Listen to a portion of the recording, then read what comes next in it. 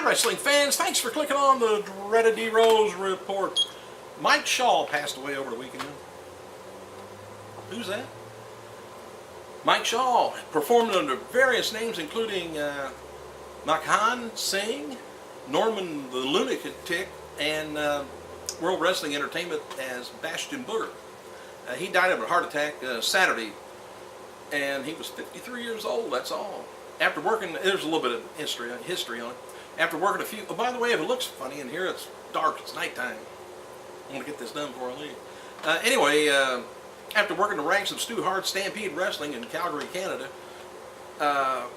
for a number of years, I guess, Shaw gained national recognition in the early 90s and World Wrestling Championship as the lovable, childlike character Norman the Lunatic. I think he came out with a raggedy doll or something, I don't know. However, he was best known in the role for Bastion Booger, which saw him portray a repugnantly obese man who wrestled in dingy gray singlets tailored to give him an appearance of a hunchback. And also, I think he came out and looked like duct tape on him or something. Anyway, the Booger character, Shaw felt his career ended on a negative, and especially considering the bulk of his greatness of his work was never seen on a national scale. He revealed in his unhappiness in a gimmick in 1998 in an interview with Scott Teal of Whatever Happened To newsletter. I like to see that. I hope it's still around. Anyway, I think he says, I think the Booger character would have worked if it got over as a heel, but in my heart just wasn't into it. Anyway, he said, I didn't like the character, didn't like the outfit, and don't get me wrong, I was happy to be in WWF. It was something I always wanted to do my whole career, and I said I made a good living there too. Shaw resided in Michigan after retiring from professional wrestling, but still occasionally made appearances at independent shows and conventions. Recently released WWE Serena Dead, made a surprise return appearance at the Shimmer tapings in Berwyn, Illinois.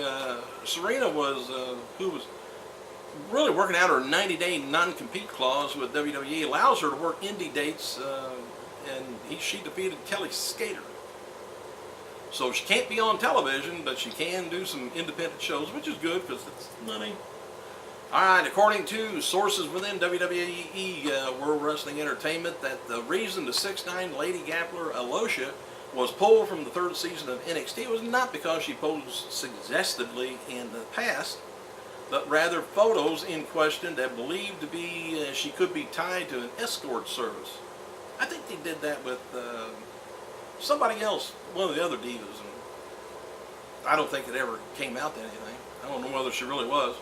Never heard the answer to it. Former WWE, Alocia is just kind of just waiting it out. But they haven't fired her. She's still there. Florida Championship Wrestling, I'm trying to get through this quick. President Steve Keirn celebrated his 59th birthday Sunday. Who's Steve Keirn? Skinner. The tobacco-chewing nasty guy. Whew. Alright, here's some TNA results in Ontario, Canada. They did some shows up there over the weekend where Pope De Niro defeated AJ Styles, believe it or not. But it was a non-title match. Angelina Love over Madison Rayes. Frankie Kazarian defeated Suicide. Mr. Anderson over Jeff Jarrett. Matt Morgan defeated Rhino. Motor City Machine Guns defeated Beer Money, and a guest referee was Kurt Angle. Alright, this day in history, it's September 12th. I didn't give you it yesterday. But anyway, in 1957, Road Warrior Hawk, born in Minneapolis, died in 2003. Alright, 1992, Johnny Hotbody, remember him? He was forced to vacate the ECW World Championship title after an injury to his ankle in 1999. Highlights from the 1999 WCW Fall Brawl. Lenny Lane defeated Kaz Hashi, I guess, retained the Cruiserweight Championship. Rick Steiner defeated Perry Saturn, retained the television title. Sid Vicious defeated Chris Benoit to win the U.S. Championship. And Sting defeated Hulk Hogan to win the WCW World Heavyweight title. Looked like all the titles changed. Now we're back to September 12 again. 2002, the infamous wedding of Chuck and Billy. They don't really get married. Instead, they tell everyone that their homosexuality gimmick was a publicity stunt. I was ready to get them a gift. Alright, 2004, highlights from the 2004 WWE Unforgiven was Chris Jericho defeating Christian to win the vacant WWE IC Championship. Trish Stratus defeated Victoria to win the Women's Championship a la Resistance. Defeats Tajiri and Rhino to retain the World Tag Team title. Triple H defeated Randy Orton to win the World Heavyweight Championship. And a little bit of some breaking news. Matt Hardy claims in a video blog entry late last night that he's still in the UK. And despite, I don't know if you heard about this, but anyway, despite online reports of him being sent home following an apparent backstage incident the day before, he did not work the final event for the European tour, which took place in Gelsnick, England, I guess. He did not offer a response to that portion of the report, though. In addition, his video, he blamed a stooging punk for the story that hit the net. I don't know what a stooging punk is. It could be me. I've just never heard anybody being called a stooging punk. A lummox, maybe. I know that's me. Anyway, in regards to his health, Matt Hardy said he's never felt better. He claims he has dropped over 20 pounds since changing his diet to eliminate red meat.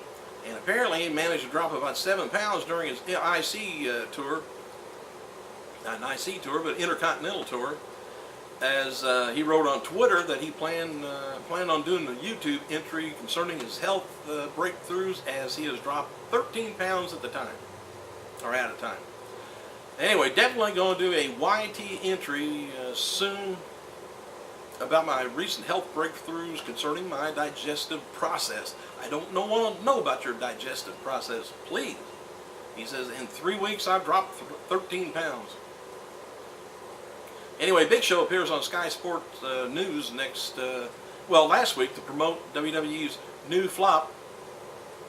I'm saying that, knucklehead. He also discusses his size and potential career in boxing and said UK citizens have a better sense of humor than the Americans. Hopefully they buy tickets to that movie too. NXT Season 2 contestant Titus O'Neil was in Florida Gators side during their game against Florida South on Saturday. Meanwhile, Tom Grisham was spotted at yesterday's Pittsburgh Steelers game. Now, to let you know that WWE's Legendary movie was a major flop over the weekend. I mean, just brought in like next to nothing. They said it was like a Hallmark Hall of Fame type movie, which I don't want to go and see John Cena. I'm getting crammed down my face, all week anyway. I don't want to see John Cena in a Hallmark movie from WWE. That just turns me off completely. But I wouldn't want to go see a Hallmark movie that had a lot of action, drama, and rated R either. I don't want to see that.